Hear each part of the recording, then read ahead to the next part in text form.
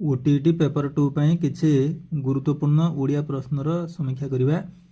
ଆସନ୍ତୁ ଦେଖିବା ଓଡ଼ିଆ ଗ୍ରାମାର ଉପରେ କିଛି କେଉଁଟି ବିଶେଷଣ ପଦ ନୁହେଁ?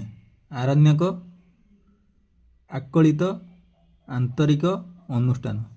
ସଠିକ ଆନ୍ସର ହେଉଛି ଅନୁଷ୍ଠାନ। ଅନୁଷ୍ଠାନଟା ବିଶେଷଣ ପଦ ନୁହେଁ। କେଉଁଟି କ୍ଷୁଦ୍ରତ୍ୱବାଚକ ଶବ୍ଦ? କୁଲା, କୁଡ଼ିଆ, ଘଣ୍ଟ, ଡଙ୍ଗା। କ୍ଷୁଦ୍ରତ୍ୱବାଚକ ଶବ୍ଦ ହେଉଛି ଘଣ୍ଟ। ଅପସନ୍ ସି ହେଉଛି ରାଇଟ୍ ଆନ୍ସର। ଶୁଦ୍ଧ ପଦଟି ଚୟନ କର। ମାର୍ଗଶିର, ପତିତ ପାବନୀ, ମିନତି, ଧୂମ୍ରପାନ। ଭଲ ଭାବରେ ଦେଖନ୍ତୁ, ଏର ଶୁଦ୍ଧ ପଦଟି ହେଉଛି ମିନତି। Option C. ପ୍ରଦେଶ ଯୁକ୍ତ ଇକ ସମାନ ପ୍ରାଦେଶିକ କେଉଁ ଅର୍ଥରେ ଇକ ପ୍ରତ୍ୟୟ ହୋଇଛି? ପ୍ରାଦେଶିକରେ ଯେଉଁ ଇକ ପ୍ରତ୍ୟୟଟା ଲାଗିଛି, ପ୍ରତ୍ୟୟ ଇକ, ସେଟା କେଉଁ ଅର୍ଥରେ ହେଇଛି?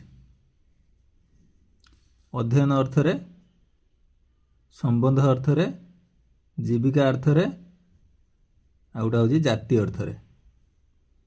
ଏଟା ହେଉଛି ଆମର ସମ୍ବନ୍ଧ ଅର୍ଥରେ ଇକ ପ୍ରତ୍ୟୟ, ପ୍ରଦେଶ ଯୁକ୍ତ ଇକ ପ୍ରାଦେଶିକ।